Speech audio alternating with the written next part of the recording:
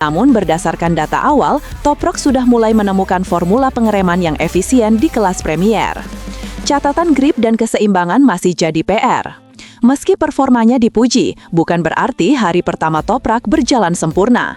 Borsoi mengonfirmasi bahwa juara dunia WSBK itu masih memberikan beberapa catatan penting pada Yamaha. Toprak cukup kritis mengenai grip ban belakang, kata Borsoi.